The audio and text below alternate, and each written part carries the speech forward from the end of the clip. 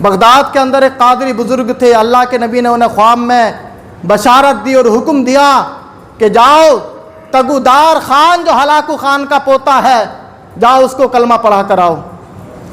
بہت عجیب، بہت دلیری کا کام ہے کہ اس طرح ظالم و جابر کے گھر میں جا کر دین کی تبلیغ کرنا۔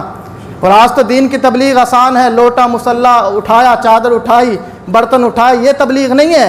تبلیغ وہی مؤثر ہوتی ہے جس تبلیغ کے پیچھے اللہ کے نبی کی نیت اور اللہ کے نبی کی مدد شامل حال ہوتی ہے۔ وہ قادری بزرگ گئے تگودار کو کلمہ پڑھانے کے لیے، اور دیکھا کہ تگودار کا محل خالی ہے، دروازے پر کھڑے ہو گئے کہ انتظار کرتے رہے۔ تگودار خان شکار کو گیا تھا شکاری کتے لے کر، واپس آیا تو کیا دیکھتا کہ میرے گھر کے دروازے پر کوئی اللہ والا بیٹھا، اور آپ انتظار میں تھے اس کے کب آئے گا تگودار خان۔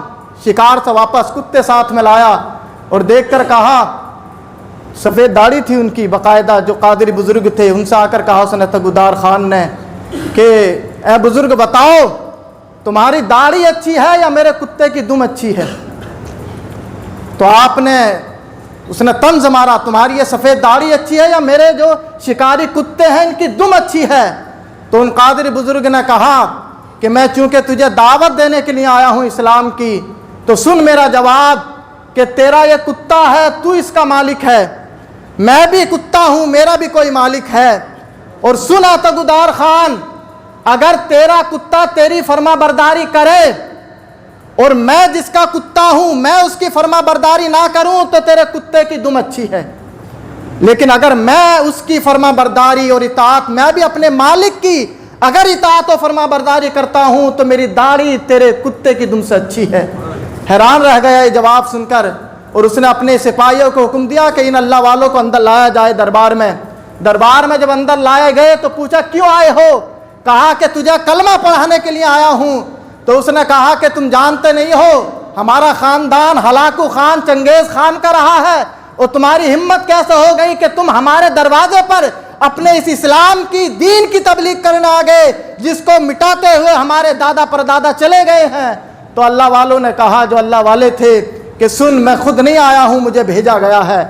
تو کہنے لگا اچھا مجھے ایک رات کی مہلت دے دی جائے، میں ذرا سوچ لوں، غور و فکر کر لوں، اور میں جس قبیلے کا سردار ہوں یہ بڑا جنگجو ہے، اس کا بھی مشورہ میں لے لوں، کیا ہے اس کا مشورہ اسلام کے بارے میں۔ تو آپ اس کو موقع دے کر واپس آ گئے، لیکن ان قادری بزرگ کا انتقال ہو گیا، اور اپنے بیٹے کو وہ وصیت کر کے گئے تھے مرنے سے پہلے کہ ہلاکو خان کا جو پوتا ہے تگودار خان، اس نے مجھ سے وعدہ لیا ہے اسلام لانے کا، مہلت مانگی ہے، اب میں دنیا سے جا رہا ہوں، تیری ذمہ داری ہے کہ تو اسے کلمہ پڑھا کر مسلمان کرنا۔ جب وہ آئے قادری بزرگ کے، مہلت ایک رات کی مانگی تھی لیکن عرصہ کافی گزر گیا تھا۔ وہ قادری بزرگ کے جب وہ بیٹے آئے اس کو کلمہ پڑھانے کے لیے تو کیا دیکھتے ہیں کہ سارے کا سارا قبیلہ تگودار خان پہلے ہی کلمہ پڑھ کر مسلمان ہو چکے ہیں، لیکن اس کے فوج کا ایک سپاہی سپہ سالار وہ مسلمان نہیں ہوا۔ جب وہ آئے تو کہا، اس نے پوچھا آپ کے والد کہاں؟ بولے وہ تو انتقال کر گئے ہیں، لیکن انہوں نے مجھے وصیت کی تھی کہ تو نے مسلمان ہونے کا وعدہ کیا ہے، میں تجھے کلمہ پڑھانے کے لیے آیا ہوں۔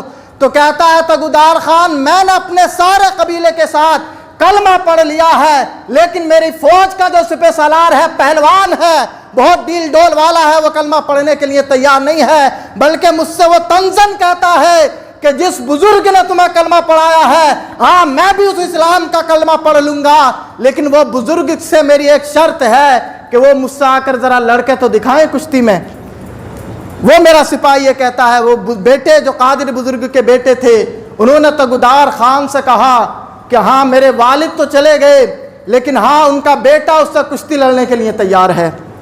تگودار خان کہتا ہے کیسی بات کر رہے ہو، پتلے دبلے آدمی ہو، اور وہ پہلوان ہے، عراق کا سب سے بڑا سپہ سالار شہ سوار ہے، اس سے کیسے لڑو گے؟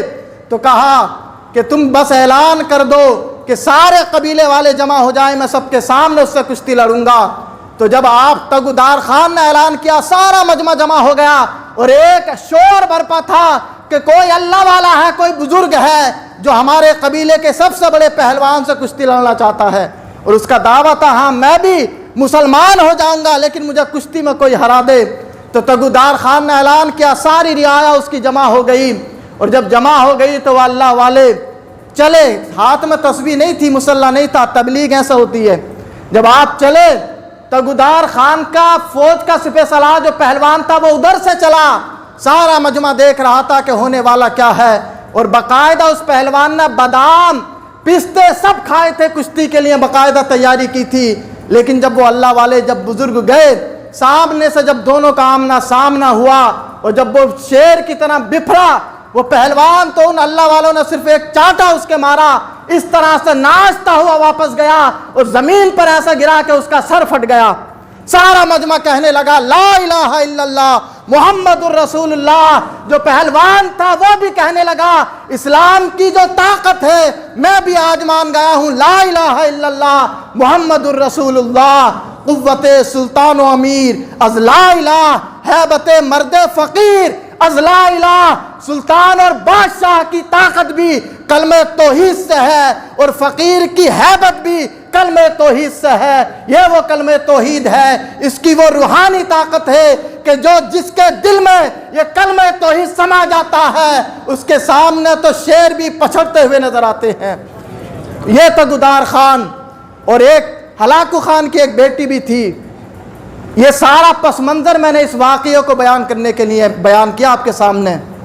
جب بغداد کے اندر ہلاکو خان آیا، اس کی ایک بیٹی اپنے محل سے دیکھ رہی تھی کہ ایسے مسلمانوں کو میرا باپ ہلاکو خان قتل کروا رہا ہے، گردنیں کٹوا رہا ہے تلواروں سے۔ اس نے دیکھا کہ کوئی بزرگ ہے، کافی ضعیف ہے، اسے میرے باپ کی ساری فوج گھیرے ہوئے ہے، اور وہ محل سے دیکھ رہی تھی۔ اس نے پوچھا اپنے سپاہیوں سے اس ایک بزرگ کو، کمزور آدمی کو یہ سارے لوگ کیوں گھیرے ہوئے ہیں؟ تو کہا کہ یہ مسلمان ہے اور اس کو تمہارے باپ کی فوج قتل کرنے کے در پہ ہے۔ تو کہا کہ اس کو بلا کر لایا جائے میرے پاس۔ بیٹی تھی ہلاکو خان کی، محل سے دیکھ رہی تھی۔ جب آئے وہ بزرگ تو ان سے کہا تم پریشان کیوں ہو؟ تمہارا تو قرآن خود کہتا ہے وَتُعِزُّ مَن تَشَاءُ وَتُذِلُّ مَن تَشَاءُ۔ پہلے تم اسلام، جب تک تم مسلمان تھے تم اپنا دور دیکھو کہ ساری سلطنتیں مسلمانوں کے قبضے میں تھی، اور قرآن کہتا اللہ جسے چاہتا ہے سلطنت عطا فرماتا ہے۔ اب تمہارے اللہ نے ہمیں سلطنت دے دی ہے تو کیوں پریشان ہو؟ تو وہ بزرگ کہنے لگے سن، بادشاہ جو آج ہمیں قتل کروا رہا ہے اس کی وجہ یہ نہیں ہے، اس کی وجہ صرف یہ ہے کہ بتا مالک کے پاس اگر بکریاں ہوں اور کتے بھی ہوں تو بتا تو صحیح مالک بکریوں کے لیے کتا کیوں رکھتا ہے؟ اور بتا مالک کے نزدیک بکریوں کی زیادہ قیمت ہے یا کتے کی؟ تو تک اس بیٹی نے کہا ہلاکو خان کی کہ مالک کے نزدیک بکریوں کی زیادہ قیمت ہوتی ہے۔ اور پوچھا پھر کتا کیوں رکھتا ہے؟